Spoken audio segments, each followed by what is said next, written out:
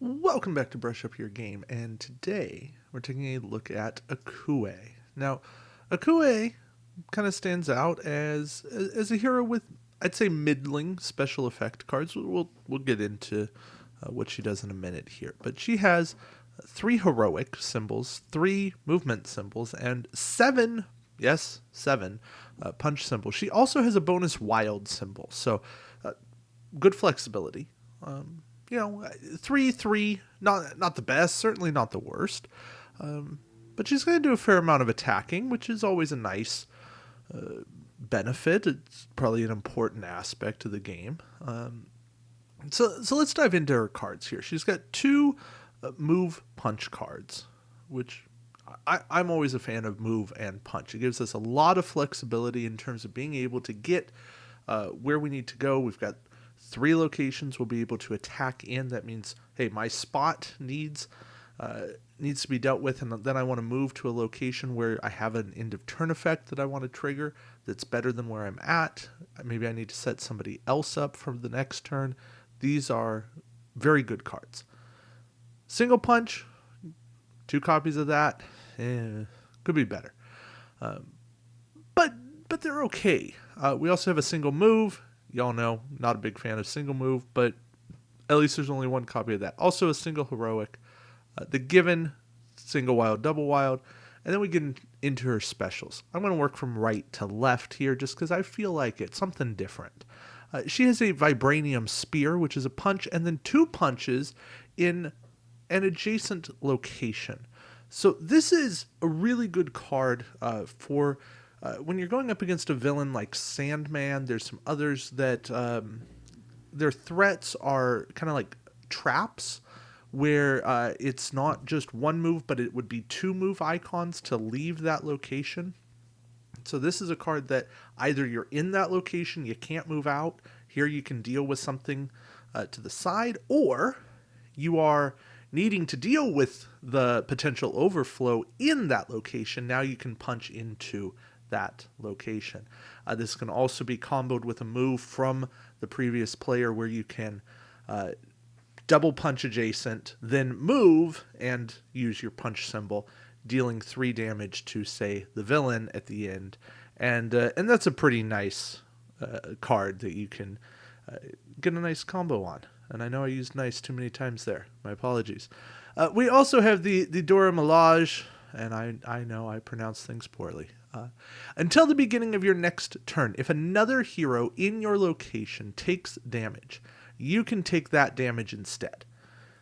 Now, I think the reason you're going to play this card is because it's double heroic. I think that's our main play here. But early on in the game, to be a bridge, be somebody who's sacrificing yourself instead of another character, I can see this really working well against like Sasquatch. No, not Sasquatch. Sabretooth. Mixing up my S character names here. Against Sabretooth, when he is trying to hunt a character down, you keep Okoye with the hunted hero. And Okoye can play this card, take the damage that would go to the hunted hero, and sacrifice herself, keeping that hunted hero alive. And I think that gives you a lot of good flexibility. This is not a card to use against every single villain. It's going to have no use against a villain who tracks KOs, because Okoye's just, healing, whatever. That's not going to, or not healing, but she's absorbing the damage around. That's not helping in the grand scheme of things. But when you need to protect a specific character from dying, that's where this card comes in play. So I think this is actually a pretty good card, but it's still very situational. Still existing in the deck, it's very good because two heroics is not a combination we see very often, and can be something, especially early when you're trying to clear out threats. Very good. Then we get Accomplished Strategist. And hey, getting a bonus wild symbol, I will always take that. Reveal the top card of your deck. You may put it at the bottom of your deck or leave it there. This is fantastic. Okoye has a few cards that she may not want to see at the top of her deck, right? Single move, maybe the single punches, single heroic. And by being able to flush those down to the bottom, she's moving everything else of value closer to being able to get them. Worst case, you send a card down to the bottom. If you know it's going to be a long fight, you send maybe a single wild down because you know you want to have that card at the end. Or maybe you send your double punch down because you're not looking to fight anything right now. You send it to the bottom because you go, I'm going to need it at the end when we're trying to take out the boss. These are choices. These are options. And with Accomplished Strategist, you have those choices that you get to make. Something to think about, some way to utilize the card you want to play Accomplished Strategist earlier if you can.